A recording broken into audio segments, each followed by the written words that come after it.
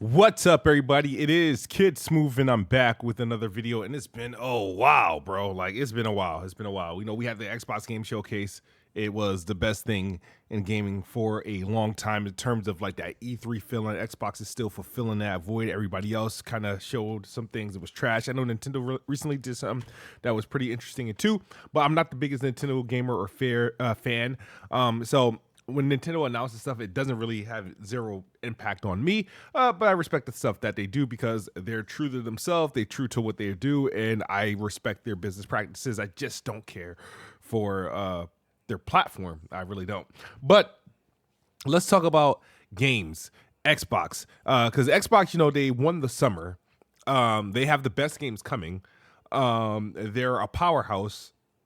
And they finally had a showcase that was universally liked by PlayStation fanboys, Nintendo, and journalists alike, and of course Xbox fans liked it.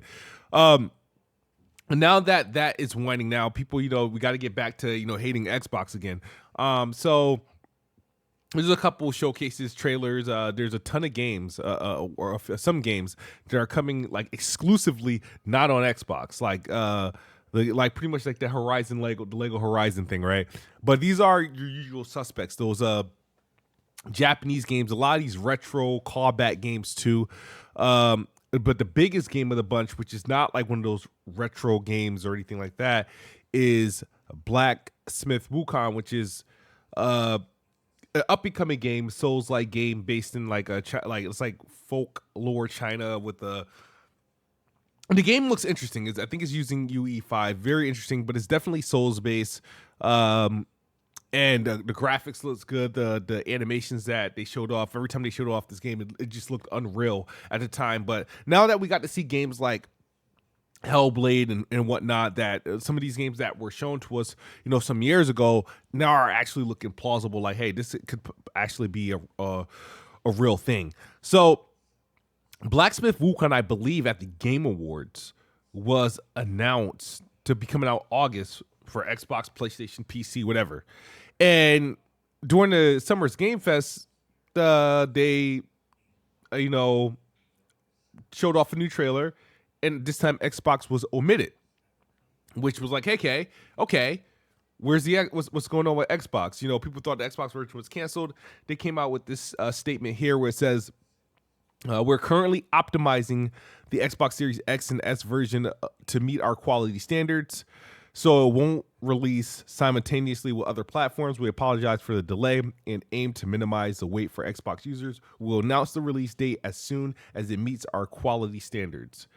Yeah, so this is Baldur's Gate 3 all over again. So we think, right? Baldur's Gate 3, Larian Studios, when they first came out, they attended on a multi-platform release. It's just that with Baldur's Gate, here's the thing I kind of respect about Baldur's Gate 3, even though I kind of had beef with the whole thing. But when they came out pretty much, once they had like a release date for the game, it wasn't like, they didn't bait and switch. They put it out there. It was like, they showed it off at a PlayStation State of Play, and it was coming as a timed exclusive for PlayStation, and then they immediately addressed like, hey, we still have this plan for Xbox. It's that we can't get the game, running because of split screen and the Xbox Series S memory thing. They got out in front of it, and they were transparent as possible. I respect that, even though I had things to say because, considering PC is going to be running Steam Deck and all this other crap. But I respected that they got in front of it. Microsoft also got in front of it and it was like, you know what, we're going to help. We're going to drop the Series S requirement to have making that whole parity requirement that's, putting this a hindrance to Xbox, because obviously it wasn't an issue for the Xbox Series X. It was an issue for Xbox Series S. So Microsoft got together with Larian and whatnot, and they were able to bring the game out, I want to say maybe 3.5 months later to Xbox, like right before the game or right at the Game Awards or something like that, when the game won a Game of the Year. But Xbox got in front of it. There was no deflect or denying. It was like, the game was big. It was getting massive amount of players on PC, PlayStation, and it was exclusively on PlayStation from a console standpoint and not on Xbox. So it wasn't a good look. The thing is, when that happened, everything was sort of at the same time. It wasn't like announced for like when they had their final release, like, hey, we're putting this out from the jump. When they say, hey, it won't be we're still working the Xbox version. It's going to be coming at a later date. Well, Wukong in games like Stellar Blade, right? Because people forget Stellar Blade, when it was Project Eve, was announced as an Xbox One PS4 game, all right? And somewhere in development, PlayStation swooped in, and it's no longer available on Xbox. It's only a PS5 exclusive. Shit's not even on PC, and I think that's where it probably would be better experienced, right? So we know PlayStation has been known to coming in and to these publishers or developers, regardless of the announcement of the games, and making a deal last minute that changed the course of the game's release. Blacksmith, obviously, we're all interested in this game, right? Every trailer, ever since when they first showed it, we just knew it was going to be some UE5 experience, but they didn't announce platforms until the game was looking like realistic, like until the game was looking like it's going to come. They gave us the release date, I think, last year at the Game Awards, Xbox, PlayStation, PC, whatever, right? My thing is, you've been porting this game over to Xbox and PlayStation and consoles and whatnot. So at some point you would know you have a problem if this is really the deal. You should probably know that already, right? So even though I respect it, they come out and they say, like, they're gonna, it's due to optimizing. People run with that, and they're running with, like, the Xbox Series S is holding things back. I don't run with that notion, only because every day hundreds of games release on Xbox Series X, PC, PlayStation, and whatnot, and they all do what they're supposed to do. There's only people will look at Wukong and Baldur's Gate, and they'll tell you that's the norm and that's a lot. It's actually not. It's literally single-digit percent. It's probably less than 1% of the games are actually going through this. But we shine the biggest spotlights on these games. Now, mind you, this is a new developer. This is their first game, I believe, and the game looks good, so they're starting to get backing, right? So we were asking, this is the only statement we got from them, and we want to know, why this happened. Can somebody come out and get in front of this? Can somebody get in front of this? So Windows Central, I believe, was able to get a quote from Xbox recently. I would say the last day or two, they were able to get a quote from Xbox, and this is what they had to say. They said, "We're excited for the launch of Black Myth Wukong on Xbox Series X and S and are working with Game Science to bring the game to our platforms. We can't comment on the deals made by our partners with other platform holders, but we remain focused on making Xbox the best platform for gamers, and great games are at the center of that." Now, I'm going to say, like I said on Twitter, if that ain't dry snitching, I don't know what is. My thing is, this is what I can assume, and Jez can correct this. This is what I'm going to assume. I'm assuming Jez has asked the question, or somebody from Windows Central has asked the question, why is Wukong being delayed for Xbox? Like, why isn't it not releasing simultaneously with PlayStation? Like, what happened? Do you guys need to support whatever? Their answer suggests, like, they're happy for the game, so they're just reconfirming the game is coming for Xbox Series X and S. But why did they need to say we can't comment on deals made by our partners with other platform holders? If there was no deal behind this, if anybody's going to know the deal, it's going to be Game Science, Sony, and other platform holders like Microsoft, since it's a net negative on their end, since they're not getting the game on time. You know what I mean? My thing is, I hate how people want to determine, like for example, shout out to Old Man Logan. He's been going back and forth with me on Twitter on this. Like, he thinks Microsoft is lying. They're blowing smoke. They're grabbing that straw. You know how many shots Phil Spencer has taken at PlayStation in their practices? Hell, just as during a game showcase, the Ryan McCaffrey interview, Phil Spencer used the word slimy deals, business practices of keeping games off platforms. It's not the first time he's used that. That came up during the court cases with the FTC. He's even referencing it now, as soon as now. So they obviously know when deals are going on. Now, obviously, out of business to business respect, they don't really comment on stuff like that. But they'll find out from the developer itself, like, hey, due to this, we can't release this game on here, or we can't commit to a game, we can't complete a Game Pass deal because we already made a commitment to this so-and-so publisher, right? So by reading this, I'm inclined to believe that, hey, it may not just be optimization. Maybe PlayStation came in and swooped in like a last minute, hey, let's get this a 3 months exclusive until our games come out in like November or something like that. PlayStation ain't got no games this year. Blacksmith is the best as far as new games that's coming out this year, as far as I know. There's obviously our known games and whatnot. PlayStation ain't gonna be able to grab like an Assassin's Creed exclusively, but you can come at these smaller devs, like how they snatched up Kana for 3 years, right? So my comment on this is that, yes, I believe there's some sort of money hat, there's some sort of exclusivity deal, right? But people looking at us crazy when we see things like that, and then we react to this. So again, when I see this quote by Xbox, I'm inclined to believe that PlayStation has a some sort of deal that's keeping this game off Xbox for at least 3 months. Now, Game Science jumped in front of it with the whole optimization, because that's the best thing to do right now. We know the whole story, the behind the legend behind the Xbox Series S, and is an optimization problem and stuff like that. But we see every day hundreds of developers, big developers, be able to put their games out, no matter how massive. No matter, hey, look at Hellblade 2, look at Starfield, look at Avatar, look at when the Star Wars Outlaws come out. Like, all these games are hitting whatever they need to hit to release on the Xbox Series S day and date, and to perform to its ability. So I don't buy this excuse anymore. I don't buy it.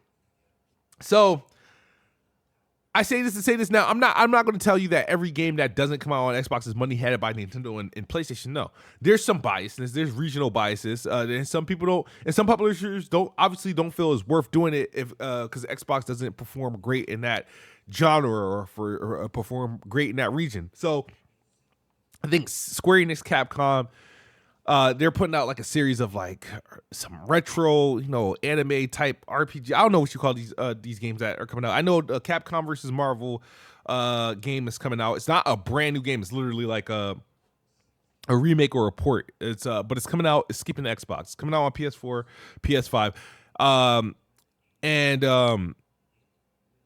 or I don't know if it's coming out natively on PS5. I just know it can be played on the PS5. But a lot of developers aren't supporting the original Xbox One anymore, because the series is pretty much become the de facto console. So, but the PS4 is still being supported. So if you're supporting the PS4, that's one thing. You're not supporting the Xbox One. The way that the Xbox platforms work, it's unfortunate, because if you make the game for the Xbox One, at least the Xbox Series can just play it natively, no problem. Like, you don't have to worry about like you just need. They can actually, that's crazy. They can choose to make either a Series version or Xbox One version, and the Xbox would be fine. But that's to them. That whatever. But there's a series of these old retro games come in, or these 2D games come in and stuff like that. I'm gonna tell you guys this. Outside of Wukong, which I would probably play, it depends on how I feel. Like it comes out in August. The game really I'm most interested in August is Star Wars Outlaws. And the thing is, just to give you guys a heads up, bro, the Xbox and PlayStation Store is saturated with a bunch of Souls-like games. You got Elden Ring DLC expansion that just came out, which is the most popular thing right now. But there's a lot of Souls-like games available right now that are decent, but they don't got the notoriety. They don't have the review scores. They don't have like the publicity. They don't have like a publisher like Bandai publishing the game, and they're like self-publishers, but they're pretty damn good. Like, I think of games like Still Rising. I think of games like Thymesia. I think of games like Asterigos.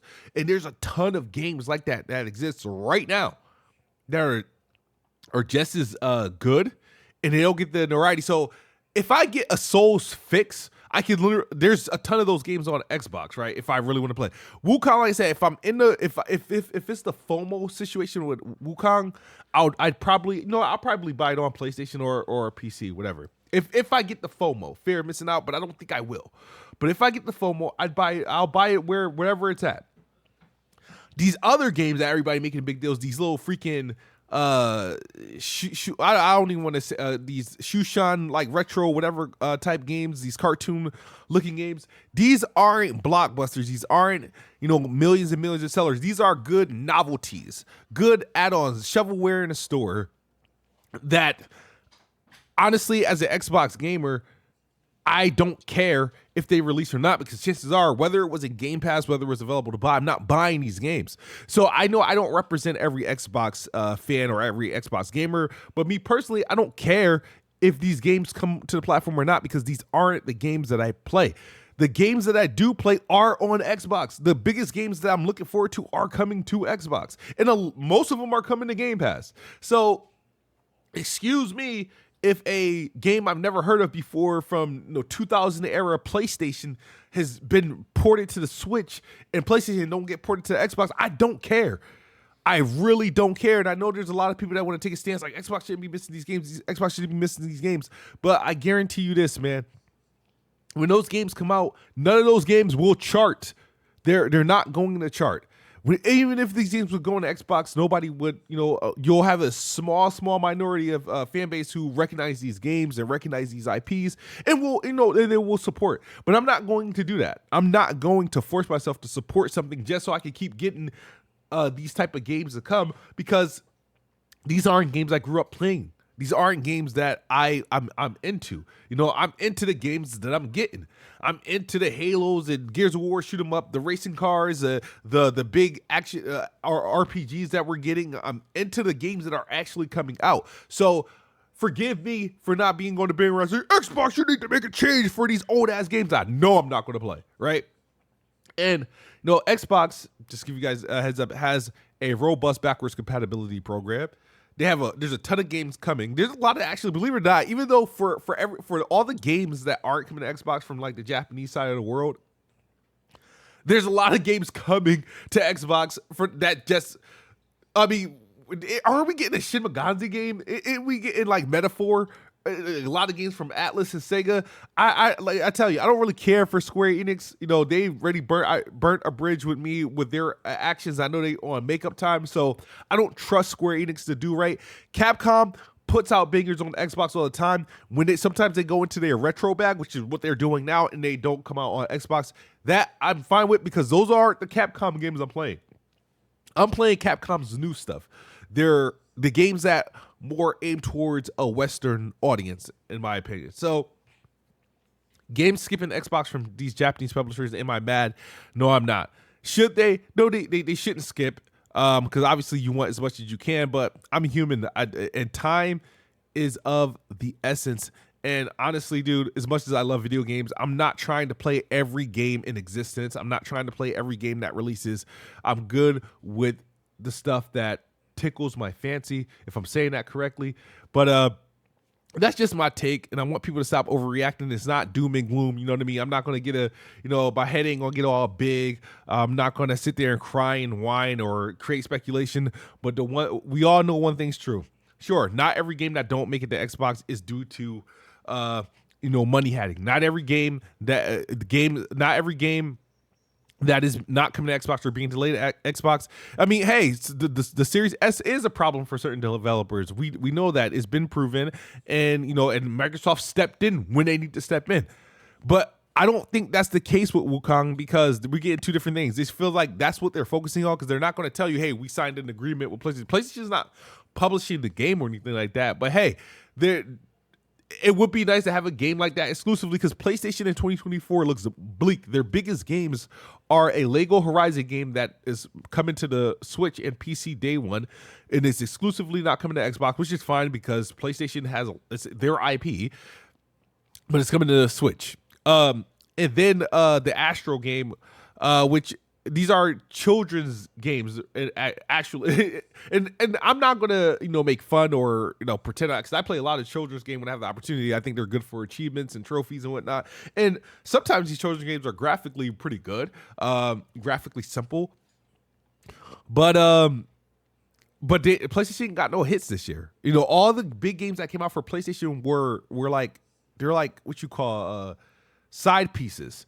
Like, they don't belong to actually PlayStation. Like Stellar Blade, Rise of the Ronin. These aren't like PlayStation. Those are what your money hat games. It's like, hey, we're gonna buy these games because we don't have, you know, our games to put out. And the Final Fantasies, which people are sick of because they're not buying them as much as they were in the past. So now look at this year. Yeah, sure, PlayStation had when it comes to content, a better first half of the year, but overall, when the year ends and I look at the games that have come to Xbox or PlayStation, and I don't want to use the word exclusively, but I'm going to say Xbox games or Game Pass games, whatever, I think what's coming to Xbox or what Xbox is putting out, when they put them out, is going to be better than what PlayStation put out for the entire year, and that's just my opinion. But I'll see you guys in the next video. Let me know what your thoughts are in the comment section below. I sound stuffy because my allergies is going crazy, and I want to sneeze, but it won't come out, and then it goes back,